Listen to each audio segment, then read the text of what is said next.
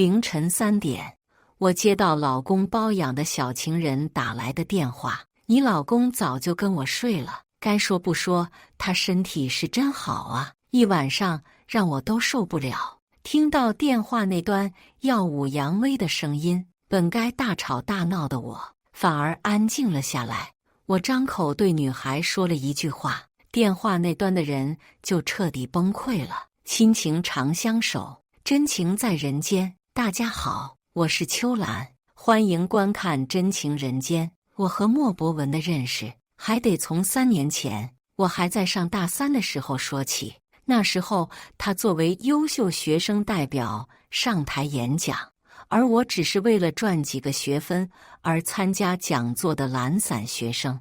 那天他在台上念着提前准备好的演讲稿，我在下面听得心烦，心想我赚2个学分还真不容易呀！逼逼叨叨没完了。刚骂完，不知道他是不是感应到我在台下的怨气，没过一会真的结束了。我心里大喜，终于解放了，然后就拿上衣服，头也不回地离开了报告厅。我走到食堂，点了最爱吃的酸辣粉，心想回宿舍要一边追剧一边嗦粉。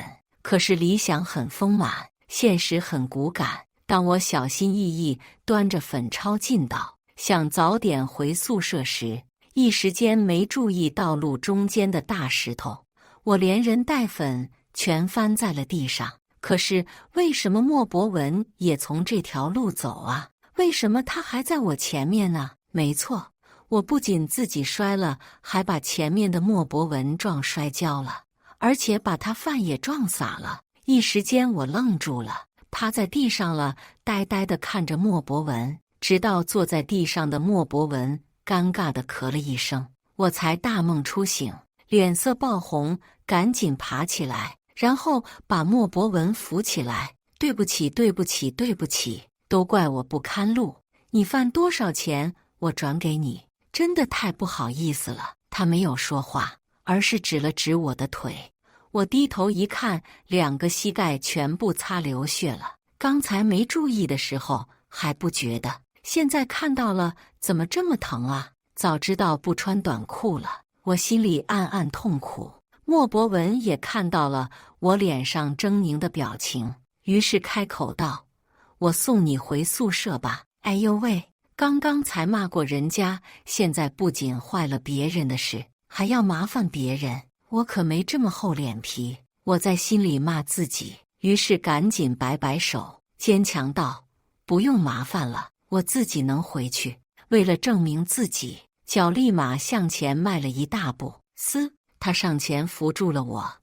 我看你这个样子，自己回去不知道要什么时候，还是我给你送回去吧。看我这个样子，确实不能自己走路了，只好同意他的说法。然后他就扶着我的胳膊，我借着他的力，瘸着走到了宿舍楼下。今天真的太谢谢你了，没你我都不知道该怎么办了。对了，我加你微信吧，等会我把饭钱转给你。他也没说什么，拿出手机把2维码调了出来。我扫上以后，又跟他道了谢，便回了宿舍。回宿舍后，我自己处理了一下伤口，然后将莫博文的饭钱转给了他，又给室友发消息，再给我带一份饭回来。一时间，无聊的我鬼使神差点开了莫博文的朋友圈，结果发现他跟我想的不一样。我以为他是那种高高在上清高的人，没想到朋友圈中全是积极开朗的内容，交际圈也很广。我对我之前黑暗的想法进行片刻的反思，然后又开始点开电视剧追剧。本以为我们从此不会再有交际，没想到他开始约我出去玩。最初我不知道什么原因，他就说：“哪有什么为什么呀？觉得你挺有意思的，就想认识你呗。”最开始问了几次，他都是这么说，时间一长我也就信了。再然后他开始追求我。莫博文不仅智商高，情商也高，跟他待在一起总是会不自觉地放松下来。没过多久，我就同意了他的追求。没想到这竟是我以后黑暗生活的开始。莫博文在恋爱中的确是个合格的恋人，我们一起出去玩，他总是顺手接过我拎着的东西。一起吃烤肉的时候，他也从来不让我动手，而是烤好亲手夹到我的碗里。他也从不和别的女生暧昧，尽管他那么优秀，他的手机我也可以随便看。我开玩笑问他，不怕我发现什么吗？每到这个时候，他总是拍拍我脑袋，然后说，放心看吧。晚上给他发消息，他会在忙完事情后一一回复。他甚至会像我父母一样担心我晚上出门安不安全，然后假装生气恐吓我。总之，莫博文符合我对完美男人的一切幻想。大三时间在我的虚度下一转眼就过去，到了大四，大家都忙着找实习工作，唯独我一点不慌张，因为老爸是当地小有名气的房地产老总。虽然不像小说里描写的总裁一样挥金如土、富可敌国，但绝对够我这辈子随意挥霍。我学这个专业，一方面是为拿个文凭，另一方面也是老爸交代的，让我了解房地产行业，毕业能直接进老爸公司继承家业。和莫博文在一起1年，我也了解莫博文的家庭，母亲病重，父亲在外打工，家里条件很艰苦，所以他在学校这么优秀是不得不优秀，靠成绩拿奖学金维持学业。实习这种东西，大家都是有关系的找关系，没关系的只能进普通公司被压榨。莫博文的家庭当然帮不上忙，反而还会给他添堵。所以当我看到莫博文也着急地找着稍微合适的实习工作时，就直接邀请莫博文一起来老爸公司。最开始他是拒绝的，我明白他心中的顾虑，在学校是优秀代表，只有他帮助别人的机会，没想到实习工作还要整天不学习的女朋友来走后门。每个人都有自尊心，我也就没再提过这个话题。没过多久，他就过来找了我。他告诉我，他母亲的病更严重了，现在急需用钱。他这么一说，我就懂什么意思了。我顺着他的话接下去，那这样不行啊，可别去外面的公司实习了，就来我爸公司，最起码不会被坑，说不定还能帮到家里。他先是沉默，过了好一会才嗯了一声。我知道他是同意了，心里暗暗松了口气。老爸给实习生的待遇很不错，对比其他人的公司，完全是的福利公司。能在商圈混下去的人，怎么可能那么心善？他这样完全是因为我的纠缠。最开始他是坚决不同意，呵斥我胡闹。没办法，我只能将我和莫博文的事情，还有他的家庭情况告诉了老爸。他还是不同意。他说，没有为一个人改变一个公司制度的道理。你想帮他，直接给他拿钱，我不管你，你别来霍霍我。我知道他的性格和自尊心，给他拿钱，他肯定觉得是在可怜他。我开始对老爸撒泼打滚，软硬兼施，甚至搬出老妈来劝他。最后老爸被我烦得受不了，终于同意了我的建议。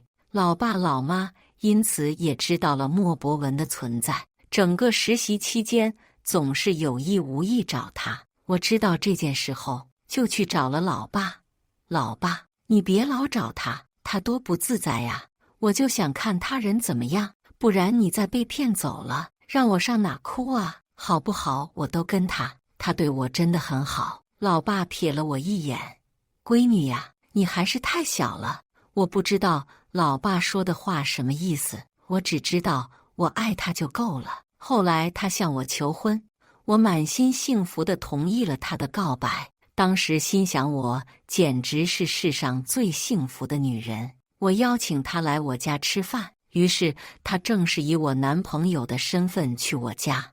莫博文虽然在我爸公司实习，两人抬头不见低头见，但是正是以未来女婿和未来老丈人的身份碰面，还是第一次。两人见面后，老爸先是冷哼了一声，然后就一个坐沙发上扒拉手机，一点不给莫博文面子。我看不下去了，偷偷给老爸发消息威胁他，他这才站起来跟莫博文说话。整个吃饭的过程，气氛也是说不出的尴尬，全靠我和老妈在中间调节气氛。吃完饭，我将莫博文送回了家。上楼后，我就开始责怪老爸：“爸，你干什么呀？人家第一次上门，你拉什么脸呢？在公司待一起那么久，我多多少少知道他是个什么样的人。你们真的不合适，他和我结婚。”又不是和你结婚，你怎么知道他不合适？老爸听到我的语气也恼火起来。他什么家庭？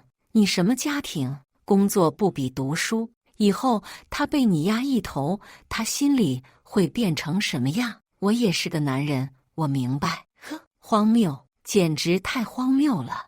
我实在不能理解父亲为什么要把他想得这么不堪。难道天下男人都一样？都不是好人吗？我不信，我要证明莫博文和别的男人不一样，我要证明我们在一起是幸福的。于是我开始和老爸暗地对抗，我采用非暴力不合作政策，不和他吵架，但拒绝一切他对我的示好。最终老爸以失败告终，他找到我，叹了口气：“孩子，我不是要拆散你的爱情。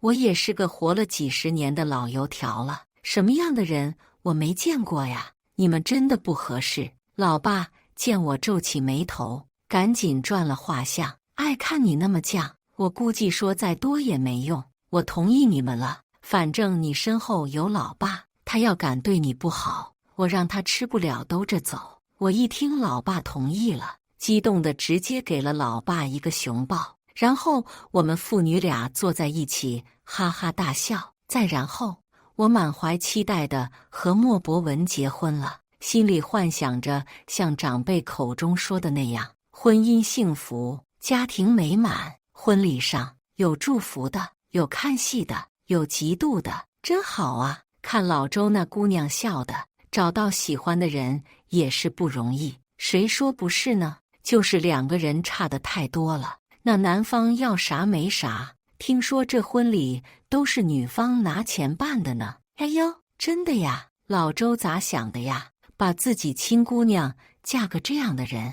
我在旁边敬酒，听到后捉几个长辈的调聊天，转身准备找他们理论，却被旁边的莫博文拉住。我抬头看他，只见他摇了摇头，然后拉着我继续敬酒。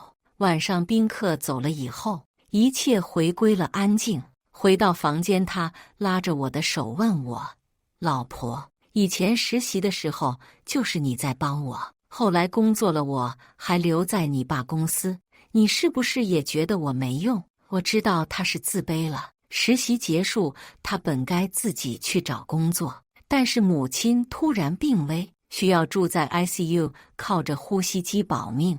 ICU 和药物的钱不是一个在外打工的老人和毕业大学生能承受的。当时我已经和莫博文结婚，老爸也把莫博文当自家人。听说这件事后，提出来自己公司上班。我知道老爸是暗中帮他，他没多说，安静地接受了安排。我安慰他：“你别这样想，别人不了解你，我不了解你吗？”他点了点头，把我拥入怀中，我们相拥而眠。我以为我理想中的爱情会一直持续下去，没想到在结婚1年后，我就被迫看清了甜蜜的背后是如何的千疮百孔。那天，我整理完公司的近2年账目，心里极其烦躁，因为账目对不上，不知道老爸花钱请人怎么做的账。做的全是纰漏，幸亏学的是相关专业，我把有疑问的地方全部圈出来，准备明天有时间再好好查。等我把大部分有问题的地方找出来，已经快10点了。莫博文也没打电话问我怎么回事，我也不想专门麻烦他来接我一趟。于是我拖着疲惫的身子走到路边，拦了辆出租车回家。到家的时候，莫博文正坐在沙发上看手机，听到我开门的声音，然后抬头看了我一眼，然后开口：“怎么这么晚回来？吃饭了没？没吃，我去给你做。”话虽这么说，但他身体没有一点要动的意思。不用了，我在公司吃过了。哦，那好吧。然后他就拿着手机转身回卧室了。等我洗完澡到卧室，他已经睡着了。我叹了口气，继而爬上了床。这样的相处已经持续很久，我不知道什么时候我们之间变成了这样。我把它归结与婚姻，时间久了都会变成这样。但是半夜3点的来电打破了我最后的幻想。我正在熟睡之际，一则电话给我吵醒了。我迷迷糊糊地拿起手机，接通了电话。电话那端最初没说话，我以为是谁的恶作剧。刚准备挂断电话，那边就响起了声音：“我知道你是文哥的老婆，我只是想来告诉你，你老公早就跟我睡了。该说不说，他身体是真好啊，一晚上让我都受不了。”本来还在迷糊的我听到这话，脑袋一下子就清醒了，然后整个人都愣住。我转头看了看老公，确定他还在熟睡当中，然后拿着手机去了客厅。走了一段路，我也稍微回神了一些，深吸一口气，强装镇定问道：“我又如何相信你说的话？”电话那端轻笑了2声。文哥腰上有2颗不明显的痣，但是仔细看的话看得出来。你说对吗？我所有的信念支撑在这一刻全部崩塌。他说的没错，莫博文腰上确实有2颗不明显的痣。当时婚后，我也是过了很久一段时间才注意到，什么结婚以后都会这样，都是骗人的。霎时间，我想大声谩骂对面不知廉耻的女人。我想冲进房间，把莫博文摇起来，质问他为什么要背叛我。我想杀了这对狗男女，但是多年的教养不允许我这样做。我知道这样做也是正中那个女人下怀。又是深吸一口气，待内心平静了些后，我问：“你这么晚跟我打这个电话，我想不单单只是为了炫耀吧？你又想要些什么？”“我要什么？我只要他。他根本不爱你，你还缠着他干什么？我们才是真爱。”他的声音一下子高亢起来，我一下子就明白了，又是一个跟我一样的神经病。我轻轻地开口：“你以为是我离不开他吗？是他离不开我。不信你让他来跟我提离婚，他提了我就同意。”对方似乎被我的话激怒，直接挂断了电话。电话挂断后，我的眼泪就像开了水阀一样汹涌而出。这一刻，我承认我失败了，但我败得毫无理由。我不明白，明明相爱的2个人为什么会变成这样。情绪发泄过后，我逐渐冷静下来。我不缺爱，我不会因为爱他而改变自己。坐在沙发上，静静地想我和他的这些年。其实想想，很多时候都是有迹可循，只是我没发现罢了。我心里开始想着什么，但暂时还没有头绪。我装作什么都没发生一般回到卧室，躺在那个已经变心的男人身边。等我早上醒来的时候，莫博文正在收拾东西，准备去公司。我问他：“老公，今天我和你一起去上班行吗？”他点了点头。我起身洗漱，然后和他一起出门。在路上，他看起来没有和我说话的兴致，于是我先开口，开玩笑地问他：“老公，你说会不会哪天你嫌我烦了，然后就把我甩了，自己潇洒去啊？”他先是愣了一下，然后才回我：“怎么可能？我会永远陪着你的。”他后面再说什么我也没听清。想起昨晚那个女人挑衅的话，我心底又是一阵酸涩。到地方后，我没有理会他，自己一个人下了车，看到眼前的公司，想起了昨晚看的公司账目的事情，心里又是一阵烦躁。真是福无双至，祸不单行。老爸虽然有钱，但也不能是这种挥霍法，最后败在自己手里，属实是说不过去。我心中暂时先放下昨晚的事情，把心思全部投入到工作中。我花了大量时间查账目对不上的项目，起初我以为是财务记混了，重新理了一遍，但是依旧对不上。我开始查账到底是如何对的，最后我发现根本不是什么记混了，而是钱少报多，每个有问题的项目报上来的钱全部多报了。这个时候我才明白有人挪用公司的公款了，这胆子也太大了吧！要不是老爸交代我年末亲自查账，我看得出大问题，我心里真的气愤了起来。我调出档案，查与这些项目有关的部门负责人，但最后结果都让我失望。就在我一筹莫展时，我想起莫博文以前上学开玩笑对我说的话，天天不要当小迷糊，以后当财务万一账都算错了，老板报警把你抓起来，哈哈哈。当时我还开玩笑回对他，不看看你老婆是谁，怎么可能出那种低级错误？现在想想还真是好笑。思绪回来后，我抱着最后的希望开始查公司财务的账目，结果还真让我查出问题了。我发现所有出问题的项目最终报账的财务全部是同一个人，公司的老牌财务赵亚楠。我心中长舒一口气，随之而来的就是愤怒。谁给他的胆子敢挪用公款？当天我便故意以工作为由找到赵亚楠，以试探的方式告诉他挪用公款的结果，但他却表现得什么都不知道，而且话语中还能读到丝丝瞧不起。他走后，我强迫自己冷静下来，因为我听他说话，心里总是有一种熟悉感，而且忍不住想发火。最终我把原因都归结于他不承认自己的所作所为。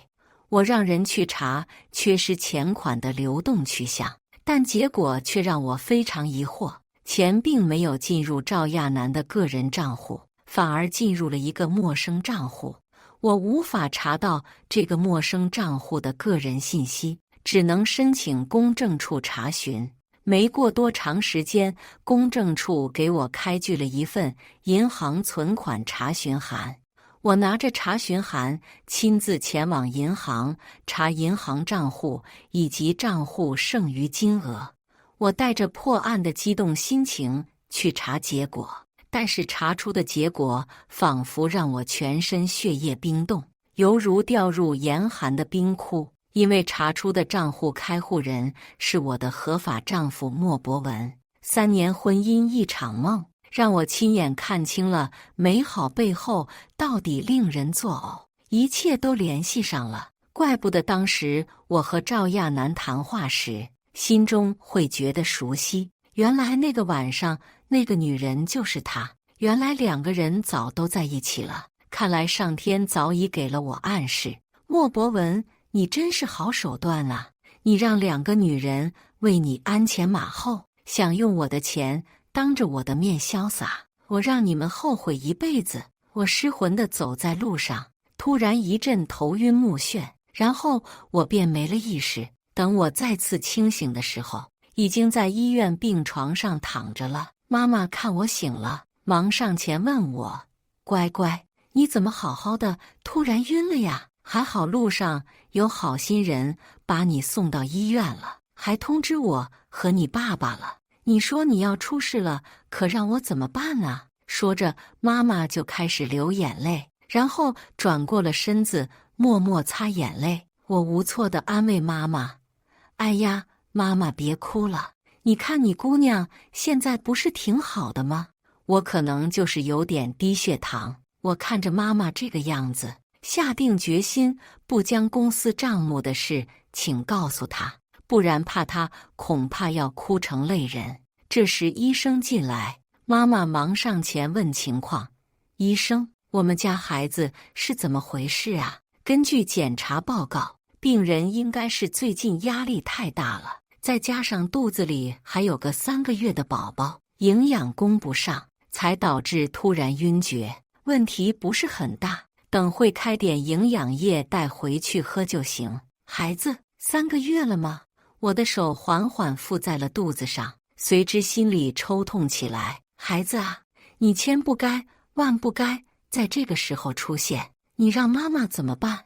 无数的复杂情绪在此时全部化为泪水落了下来。啊，乖乖，你听到了吗？我要有外孙了，你怎么还流眼泪啊？是不是也特别高兴？看着面前高兴的手舞足蹈的妈妈，我不忍心将真相告诉她。我点了点头，是的，妈妈，我也可高兴了呢。妈妈将这个消息告诉了爸爸和莫博文，大家都很高兴，却没人知道我心里想的什么。原来没有头绪的计划，此时慢慢充盈在我脑子中。因为我们这边的习俗是，怀孕要邀请亲朋好友，让祝福从这个孩子被大家知道的那一刻生效，简称送福。老爸也是着重将两方的亲朋好友全部通知到位，让大家都来送祝福。最终请客的日子定在了半个月以后。我心想，时间足够了。我将公司全部有问题的账目统计出来，发现被赵亚楠动手脚的金额已经有几百万，早已构成了刑事犯罪。我一边盯着赵亚楠在公司的动作，一边开始着手处理莫博文的事情。记得朋友吴家乐上大学，家里遇到变故，他妈妈就是找私人侦探查的，最后还真查出了个所以然。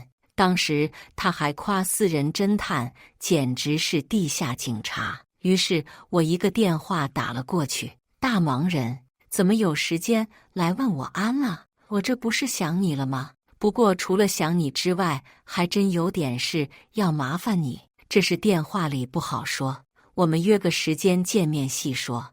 吴家乐也听出了我语气中的严肃，就说了个时间约我见面。到约定时间，我也去了他的工作室见面。一见面，吴家乐很激动，想不到未来公司大老板还有求助我的地方。说吧，怎么回事？我能帮一定会出手。我将莫博文和赵亚楠的事情说了个大概，但没提赵亚楠在我家公司干的勾当。果然以前就喜欢义愤填膺的性格，现在也没有改变多少。听了这件事后，果然开始替我打抱不平。他妈的什么狗男人，在你眼皮子底下偷腥，他妈都那样了，谁帮他的他心里没点数？你说吧，你让我怎么做能帮到你？你还记得上大学你家里遇到了事情，最后是被你妈妈找的侦探查出来了吗？所以你能不能帮我找一下这方面的人？找个人而已，还以为是什么难事呢？等会我就替你问一下我妈。不过我要提前告诉你啊，侦探这种东西在现在是不合法的，你要小心点。没想到他不仅愿意帮我，还将这么隐晦的事情告诉我，心里叹了口气。以前眼里只有莫博文，没看到其他关心我的朋友亲人，甚至是父母。我郑重地点了点头，我们又聊了很多，就像我们回到了大学时光一样。吴家乐的效率很快，不到1天就帮我找好了人，甚至约好了时间。我们依旧在吴家乐工作室见面。见面后，他率先和我打招呼：“你好，我是小辉。我听吴小姐说了，找人查证这方面，我的团队最擅长。你直接说你的需求，我们会服务到你满意。”见他直奔主题，我也没什么犹豫。我老公出轨，我需要你帮我查我老公和情人的出轨证据，越多越好。没问题，就是价钱。我还没等他说完，就打断了他。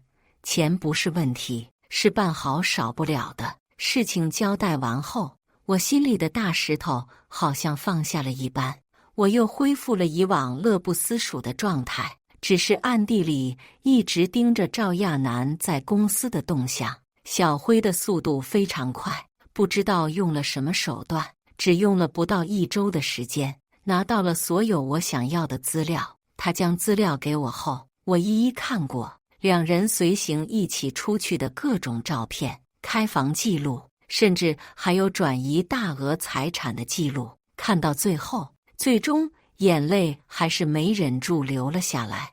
我将眼泪擦干净，发狠地看着照片。我想，是时候该结束了。我静静地等着送福的日子到来。半个星期后，日子如期而至。我和莫博文站在餐厅大厅，等待着双方宾客的到来。他像我们当初新婚的时候一样，搂着我在我耳畔边，一直高兴地说着。但我却从当初满眼是他变成如今看见他就觉得万分恶心。没等多久，他爸妈也到了。他妈妈看到我也在门口，快步走到我面前：“孩子，你怎么也站在这呀？风这么大，万一吹着凉了，可就受罪了。”1年前，在莫博文刚工作时，他妈妈进了重症监护室，我家全心全力帮他妈妈想办法，担心负担不起病钱。老爸让他进入自己公司，让他拿着不属于他的工资。后来，老爸也是托人托关系找到相关病症的专家，让专家出专项治疗计划。最后真的让他妈妈病好转，直至现在彻底康复，思绪飘回。我没有说什么，而是微笑着扶过老人家，然后让莫博文带老人家进餐厅里面。过了一会，看到远处同事越来越近的身影，我知道主角们该到齐了。果然在几个同事中看到了赵亚楠，还没等别的同事开口，他就跳了出来，拉着我的手，仿佛真的在祝福我和肚子里的宝宝。周妹妹怀孕了就是好，人都圆了一圈，真是好福气。大家说是不是啊？哈哈哈。其他同事没有一个人应他的话，在一起当同事那么久，谁不知道我最在乎自己的身材，最讨厌被说胖了。我也没说话，只是和其他同事一样冷冷地看着他。他好像突然反应过来一般，赶紧捂着自己嘴巴。哎呀，周妹妹，我忘记了你最讨厌别人说你胖了。看我这记性。大厅的温度在这一刻骤然下降，同事们见情况真的快到难以收拾的地步，赶紧在我面前打着哈哈，然后拉着赵亚楠一起进去了。我没说什么，点了点头后，他们就一起进去了。眼角我还瞥见赵亚楠是穿着高跟鞋包臀裙，扭着腰走路的。我又一个人在门口等着剩下的宾客缓缓到来，听着来的长辈们说着恭喜的话，我的心里不知为什么一阵凄凉。没过多久，客人们来的差不多了，我也转身慢慢走进了内厅。爸妈见我进来了，就站在台子上拿出了当时准备好的稿子念了起来。今天非常感谢大家来到这，我老周盼了这么多年，那剩下时间大家吃好喝好。我和大家站在旁边听着，眼神瞟到场下，发现赵亚楠正盯着我看，眼神中带着丝丝挑衅。瞬间，我就以同样的眼神还击回去。他被吓得一下子低下了头。原来我一直无所谓的态度，让他以为我是个软柿子，可以随便拿捏。那他怕是从头到尾都会错了意。老爸终于讲完了话。在老爸准备下台时，我接过了老爸手中的话筒。老爸疑惑地看了我一眼，我给他了一个安心的眼神，然后就拿着话筒上了台。大家好，今天我站在这里也是花了很大的勇气。本来觉得这是家丑不意外扬，但我最后还是决定将这个人渣公之于众，让大家知道披着人皮的畜生有多恶心。莫博文，今天我送你3个大礼，你可要接住了。被突然点名的莫博文也好像知道我接下要说一些对于他不好的事情，于是急忙上台想把我拉下来。老婆，我们之间的矛盾回家说好吗？今天这么高兴的日子，你别扫了大家的好兴致啊！我仿佛听了天大的笑话。我扫大家的兴致，我看是你扫大家的好兴致吧。说完我就甩开莫博文的胳膊，然后将 U 盘插进一旁的电脑中。随即大厅中央电子大屏上映出我放出来的东西，让全场的人都倒吸一口凉气。我将当时找小辉查的证据图片全部放了出来，图片中有些是莫博文和赵亚楠2人牵手普通游玩，有些是2人抱在一起甜蜜相吻，有些是2人不穿衣服在床上做爱，痕迹斑驳。场上安静一瞬后，一下子就炸了锅，纷纷对着台子旁边的莫博文和人群中的赵亚楠指指点点。2人看着图片，听着身边人的议论，脸青一阵紫一阵，最后彻底变黑。莫博文冲上台，指着我骂：“疯子，神经病，把这些拿出来做什么？你要报复我用这种招数，是不是太恶毒了？”旁边的老爸看到这里也明白了所有情况，冲上了台，在莫博文要对我动手之前，一把拽开莫博文，将他摔在一旁，然后挡在我身前。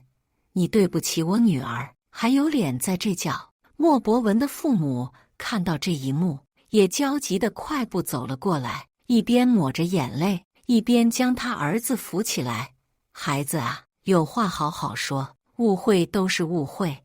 儿子，你快说，都是那个女人的错呀！没想到到现在他妈还在护着他的儿子，我心痛的不想看他们一家人。等我缓了2口气，又开口：莫博文说过3份礼，今天必定1份不少。刚才是第1份，接下来我送你第2份大礼。然后我走到角落，抱了个不大的箱子，走到莫博文和他妈妈面前。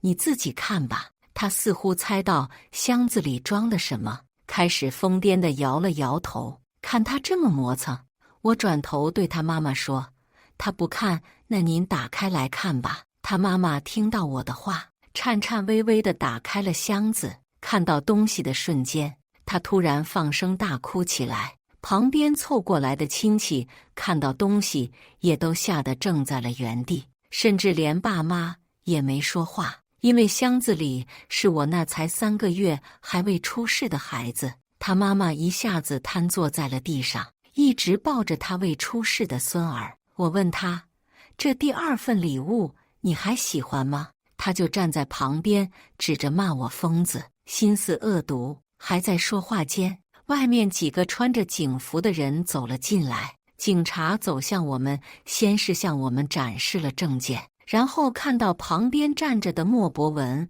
和赵亚楠，对在场的所有人说：我们现在要带走2位犯罪嫌疑人，请各位配合。场上七嘴八舌起来，不知道究竟怎么回事。而莫博文的爸妈见警察要带走自己的儿子，拦在了莫博文面前，艰涩道：警察同志，我们自己家庭内部的事你也要管吗？什么家庭内部事情？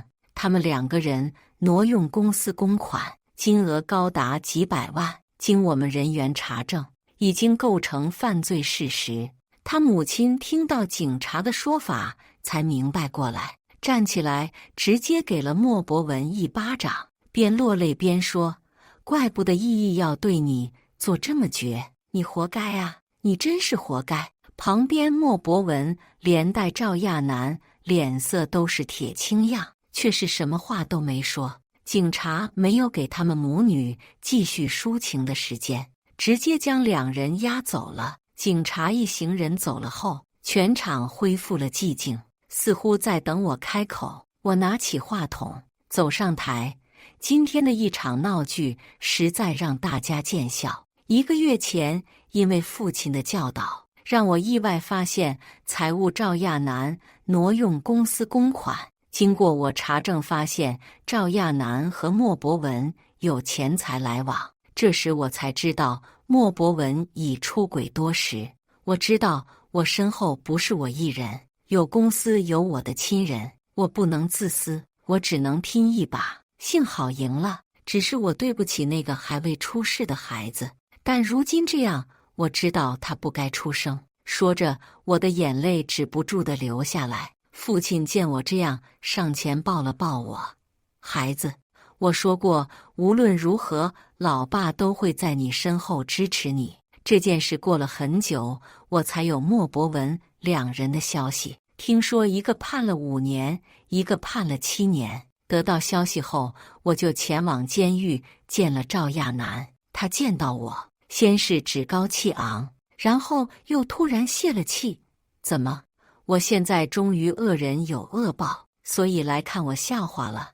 我觉得很搞笑，你这种低级东西也配让我看笑话？他好像被我踩到痛处，怒目圆睁地瞪着我。我没有多刺激他，而是问出了一直以来我心中的疑问：你觉得你们真的是爱情吗？让你这么奋不顾身，甚至为他犯法？你知道他的家庭跟你差得很多，甚至说天差地别。在知道他的家庭后，每看到他，我都能看到他的隐忍，因为我和他是一类人。对于我们来说，家庭就是负担。他理解我，安慰我，我也理解他。听到这，我急忙打断他：我可不是来这听他念抒情小作文的。我终于明白他是怎么想的，也不想再跟他多说什么，起身说了句：你是真的蠢，便头也不回地走了。再后来，过了很长一段时间，为了让莫博文签离婚协议书，我便去监狱见过他一面。97号，有人要见你。探望时间10分钟。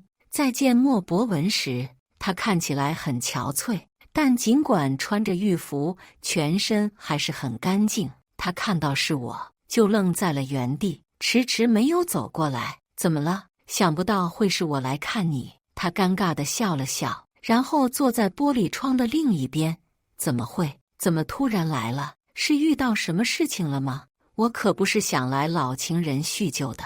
我拿出离婚协议书和笔，交给值班警察。警察将东西转交给他，他看清是什么，没有惊讶或者别的情绪，仿佛早已料到如此一般，早就知道会到这一步，只不过没想到你会这么晚来找我。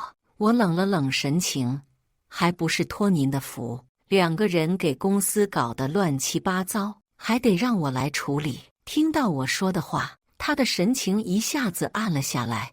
意义，我知道是我的错，我不求你原谅，只求你趁我吐之前，趁早闭嘴，赶紧签字，然后我走人。他彻底颓废下来，然后安静地把字签了。警察将东西拿出来递给我后，我就起身准备离开。我知道我对不起你，我们在一起3年。你对我和我家的付出，我都记在心里。怪我高高在上的自尊心，让我忘了本心。我已经不再是3年前那个一心觉得你可爱的男生了。我是个畜生。我没有说话，只是低头收拾我的东西。东西收拾好后，我看了他一眼，然后就径直离开了。监狱外面阳光正好，照得我身上很暖和，是久违的感觉。在回家的路上，我想起了3年前他站在讲台上演讲时的意气风发，想起了我和他认识时他送我回家的纯真，想起了后来我们恋爱时候的浪漫，想起当时提结婚时，老爸说我们不合适，不同意我们在一起。如今时间证明我们真的不合适，我内心觉得他们愚蠢，我何尝又是个聪明人？感谢大家的观看，欢迎大家在下方评论区讨论。如果你喜欢这类故事，记得点击订阅《真情人间》，并分享给更多的人，这会对我帮助很大。再次感谢大家的观看。